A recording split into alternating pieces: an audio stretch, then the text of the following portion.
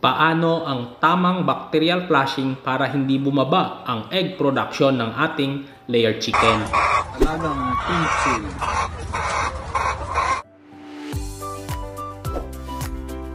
Agrinegosyo, Agri-Asinso.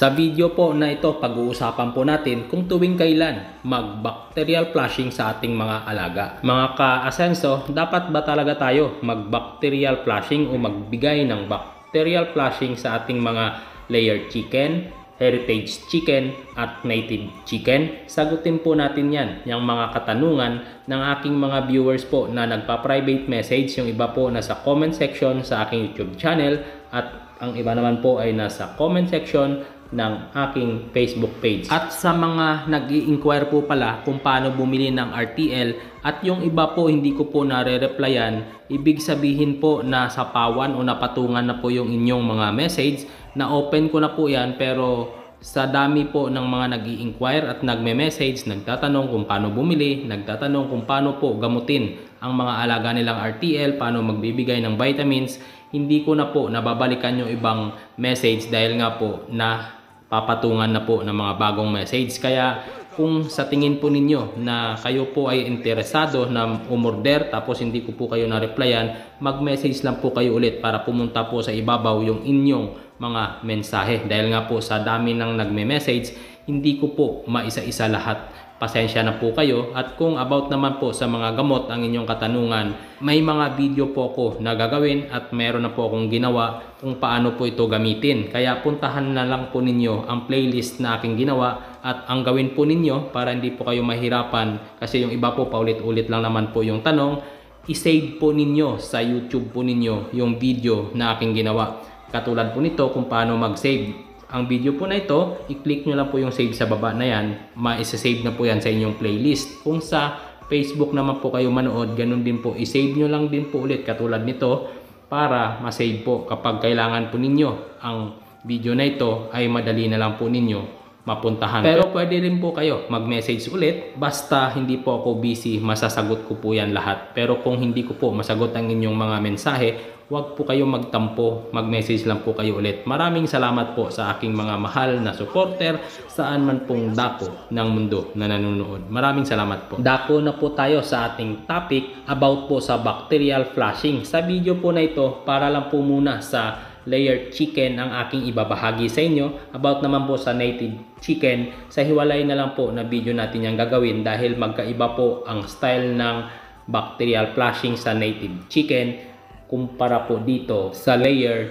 chicken. Sa video po na napapanood po ninyo ngayon, yung nakikita po ninyo na tinitimpla po ngayon ay Primoxil powder po yan. Ang Primoxil powder po ay isang antibiotics para po sa ating mga gamot.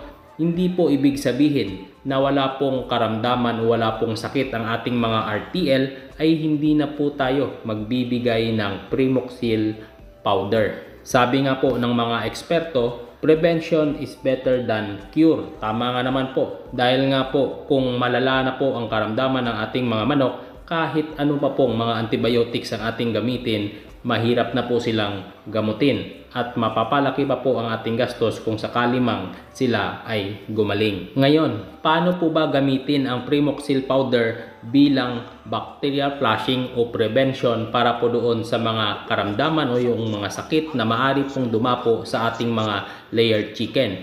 Ang pagbibigay po ng Primoxil powder sa ating mga layer chicken ay once a week po yan. Yan po ay kung tawagin bacterial flushing. Ayan po para maiwasan po na sila ay magkasipon. Pero hindi po ibig sabihin na tayo po ay nag-bacterial flushing na sa ating mga RTL o mga layer chicken ay hindi na po sila maaring tamaan ng sipon o yung mga viral infection.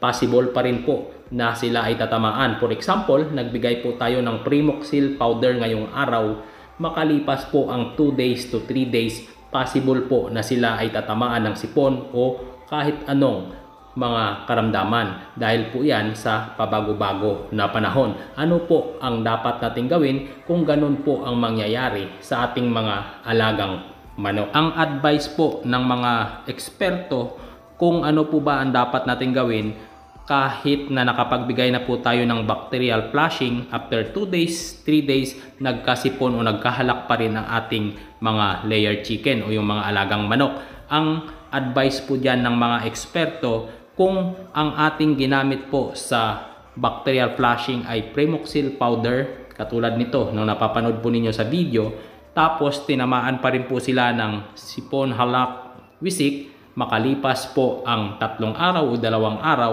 ang gagamitin naman po natin na antibiotics ay hindi na po Primoxil powder. Gumamit po tayo ng ibang gamot tulad ng Doximol. Dahil po kapag Primoxil powder pa rin po ang ating gagamitin, magiging resistance po ang bakterya na yon sa Primoxil powder. Kaya ina-advise po na Doximol naman po ang ating gamitin for treatment. Hindi po yan once lang. Ang pagbibigay po ng treatment na antibiotics, either Primoxil o Doximol, ay 3 or 5 hanggang 7 days ang pagbibigay natin ng antibiotic para po sa treatment ng kanilang karamdaman. At kaya po pagdating naman po sa bacterial flushing, ang sinasuggest po namin ay alternate po dapat yan. Kung ngayong linggo po ay nagbigay po kayo ng Primoxil powder, next week po ay Doximol naman po ang ating ibibigay. At next week ulit, Sulfar QR, dahil ang Sulfar QR meron po itong anti-malaria, anti-coccidosis. Paikot lang po sa 3 gamot na yan ang pagbibigay ng bacterial flushing para po tiyak na malusog at masigla po ang ating mga alagang manok. At talakayin po natin yan sa next na video kung bakit po ba alternate ang pagbibigay ng mga bacterial flushing na antibiotics. Alam nyo po, kung hindi po natin ito mabigyan ng tamang bacterial flushing at tamang vitamins ang ating mga alagang RTL, possible po na bababa ang kanilang egg production. Dahil, bakit?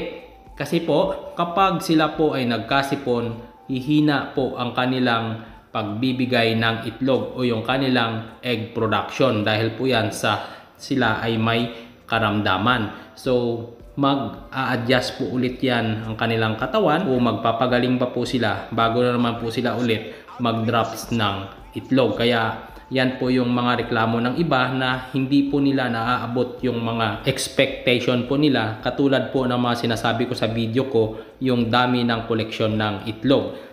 Sa next na video po, talakayin po natin ulit yan. At ang pagbibigay po pala ng bacterial flushing, sa isang sachet po o 5 grams ay 3 liters ng tubig. Pero kung treatment naman po ay 5 grams or 1 sachet sa 1.5 liters ng tubig. Bago po tayo magtapos sa video na ito, mega love shoutout po kay Sir Timog Channel at kay Sir Primo, ang aking mga silent viewers po.